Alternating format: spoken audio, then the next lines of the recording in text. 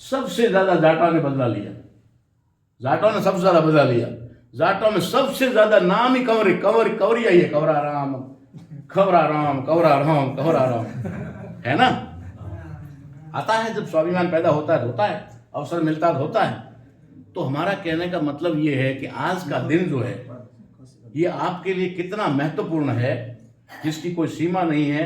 आप कई त्योहार मनाते होंगे, कई महापुरुषों की जयंतियां मनाते होंगे, कुछ भी करते होंगे, सारा का सारा मामला आप करते होंगे, लेकिन मैं मानता हूं संविधान दिवस से बढ़कर मेरे जीवन में कोई दिवस नहीं।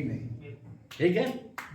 और 26 जनवरी गणतंत्र दिवस यानी रिपब्लिक का शब्द पढ़े लिखे लोग जानते हैं, जनता द्वारा, जनता के लिए, जनता का, ठीक है, by the people to the for the people. And ये जो शब्द है ये जनता द्वारा जनता के लिए और जनता का शासन, इसी को रिपब्लिक कहते हैं अंग्रेजी में, हिंदी में गणतंत्र कहते हैं। गणतंत्र क्यों कहा बाबा साहब अम्बेडकर ने? इसलिए कहा कि भारत कभी गणतंत्रात्मक देश रहा है, भारत गणतंत्रात्मक देश रहा है, इसलिए फिर से गणतंत्रात्मक देश बनाने के लिए इस दिन का नाम गणतंत्र दिवस रखा।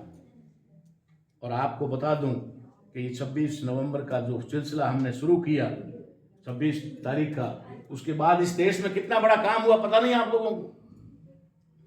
कैसे वो हमारे इतिहास को खत्म करते हैं। 26 नवंबर को ही ताज होटल पे हमला क्यों होता है, बड़ी सोचने की बात है। कभी और मौका मिलेगा तब इसके बारे में डिटेल से बताऊंगा।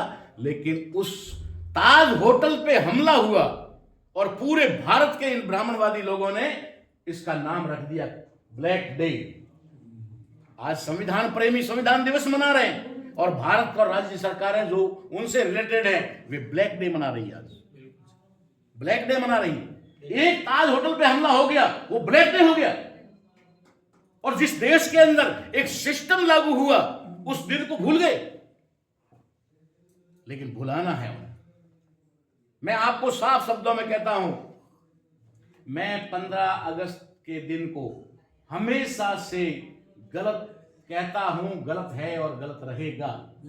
मेरी ताकत नहीं है, वो ब्लैक डे है।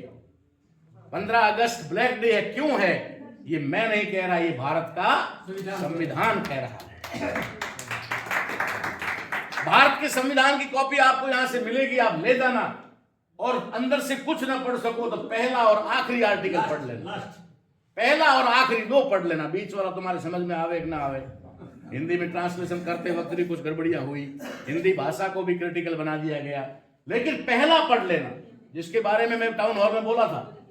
ठीक है, उसका वीडियो बहुत भयंकर वायरल हो रहा है।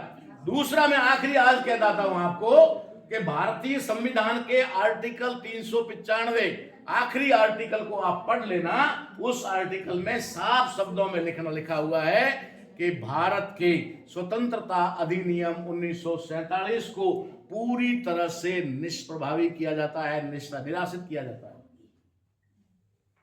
यानी बाबा साहब अम्बेडकर और संविधान सभा कहती है, बाबा साहब अम्बेडकर अकेले नहीं कहते। संविधान बाबा साहब अम्बेडकर ने ड्राफ्टिंग किया, लिखा, लेकिन संविधान सभा की सहमति से हुआ सारा। इसलिए कुछ बातों पर वो सहमत नहीं थे, कुछ बातों पर बाबा साहब सहमत नहीं थे।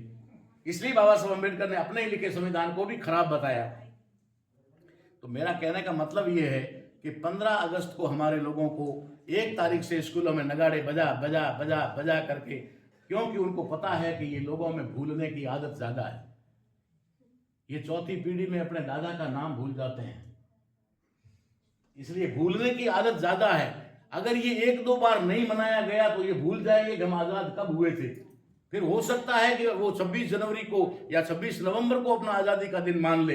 इसलिए 11 महीने के बाद स्कूलों में बच्चों के माध्यम से ढोल पीट करके याद दिलाया जाता है कि स्वतंत्रता दिवस आ रहा है, स्वतंत्रता दिवस आ रहा है। और भारत के संविधान के आर्टिकल 347 ने इसे नेस्तनाबूद किया, पूरी तरह से खारिज किया है, निरसन किया है इसका। तो जिसको निरसन कर दिया उसको अगर आप देश में मनाओगे, संविधान विरोधी हो नहीं? हो नहीं संविधान विरोधी? तो तुम संविधान विरोधी कृत्य कर रहे हो। जिस दिन को संविधान ने पूरी तरह से निरसन किया है उसको तुम बार बार ढोल बजा करके कह रहे हो, मनवा रहे हो, संविधान विरोधी काम कर रहे हो। संविधान विरोधी अगर काम कर रहे हो तो राष्ट्रद्रोही हो। संविधान विरोधी राष्ट्र विरोध है, राष्ट्रद्रोह है, राष्ट्र के विरोध काम कर रहे हो। और ऐसा ही पहले आर्टिकल में है, दुनिया के किसी भी जगह पर, किसी भी जगह जाकर देख ले, किसी भाषा में कहे हिंदुस्तान शब्द नहीं। India that is Bharat, first article, India that is Bharat, ठीक है। और इस देश में बड़े धड़ल्ले से हिंदुस्तान बोला जा रहा है। लोकसभा और संसद के लिए बड़ी लोकसभा, बड़ी पंचायत लोकसभा में बोला जाता है, सब जगह हिंदुस्तान शब्द बोला जाता है। हिंदुस्तान शब्द भारत के संविधान में कहीं पर भी नहीं, दुनिया की किसी लिस्ट में कहीं नहीं है, यूएनओ की लिस्ट में कहीं नहीं है। उसके बावजूद भी से हिंदुस्तान का है कहना, ये संविधान द्रोह है। और संविधान द्रोह ही राष्ट्रद्रोह है। जो राष्ट्रवादी अपने आप को कह रहे हैं, मैं उन्हें राष्ट्रद्रोही घोषित कर चुका हूं आज से 10 साल पहले। राष्ट्रद्रोही घोषित कर दिया। ये राष्ट्रद्रोही है, जो संविधान का द्रोह कर रहे हैं वो राष्ट्रद्रोही है। इसलिए साथियों, ज्यादा लंबी चौड़ी बात नहीं करूंगा।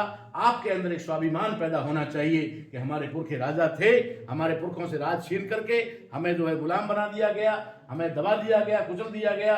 आज हमारे अंदर फिर से अगर वो भावना पैदा होती है तो हमारे अंदर भी फीलिंग आएगी कि हम भी इस देश के हुक्मरान हैं, देश के मालिक हैं। इतनी बात कह करके मैं अपनी वाणी को विराम देता हूं।